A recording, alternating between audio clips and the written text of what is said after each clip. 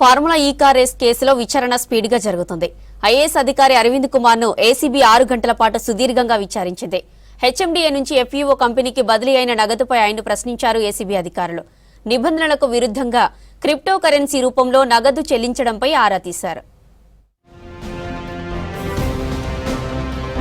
Formula ఈ car race కేసులో IAS అధికారి అరవింద్ కుమార్ మూడోసారి విచారణకు హాజరయ్యారు. 54.89 కోట్ల దుర్వినియోగంపై ప్రశ్నించారు ఏసీబీ అధికారులు. ఇదే కేసులో గత ప్రభుత్వంలో పట్టణ అభివృద్ధి శాఖ మంత్రిగా పనిచేసిన కేటీఆర్ ను గత నెల 16న విచారించారు. అలాగే హెచ్ఎండీఏ మాజీ చీఫ్ ఇంజనీర్ బిఎల్ఎన్ రెడ్డిని ప్రశ్నించి స్టేట్మెంట్లు రికార్డ్ చేశారు ACB officers. Greenko, S Next Gen కంపెనీలతో పాటు ఫార్ములా ఈ కార్ రేస్ ఆపరేషన్ సంస్థ ప్రతినిధులు, సీఈఓలను ఏసీబీ ఇప్పటికే వర్చువల్ గా విచారించింది. వీరి స్టేట్మెంట్ల ఆధారంగా అరవింద్ కుమార్ ను మూడోసారి 6 గంటల పాటు ప్రశ్నించారు ఏసీబీ అధికారులు.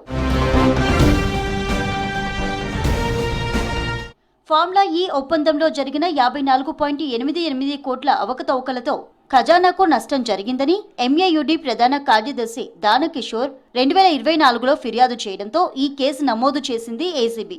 నిధుల బదిలీకి సంబంధించి క్యాబినెట్ లేదా ఆర్థిక శాఖ నుంచి అవసరమైన అనుమతులు లేకుండా హెచ్ఎండీఏ ద్వారా ఫార్ములా ఈ ఆపరేషన్స్ లిమిటెడ్ కి చెల్లింపుపై అరవింద్ కుమార్ ను ప్రశ్నించారు. రాష్ట్ర ప్రభుత్వానికి ఎలాంటి లాభాపేక్ష లేనప్పుడు ఎఫ్ఈఓకు చెల్లింపులపై ఎందుకు నిబంధనలు పాటించలేదని నిలదీశారు. కేటీఆర్ చెబితేనే హెచ్ఎండీఏ అకౌంట్ నుంచి ఎఫ్ఈఓకు నిధులు బదిలీ చేశామని అరవింద్ కుమార్ చెప్పినట్టు సమాచారం. అప్పటి పెద్దల ఆదేశాల మేరకే ఫార్ములా ఈ రేస్ ఒప్పందాలు జరిగాయని చెప్పినట్టు తెలిసింది. 6 గంటల పాటు అరవింద్ కుమార్ ను విచారించిన ఏసీబీ అధికారులు ఆయన స్టేట్మెంట్ ను రికార్డ్ చేశారు. ఈ ఫార్ములా కేసులో 6 రకాల ఉల్లంఘనలకు పాల్పడినట్లుగా ఏసీబీ గుర్తించింది.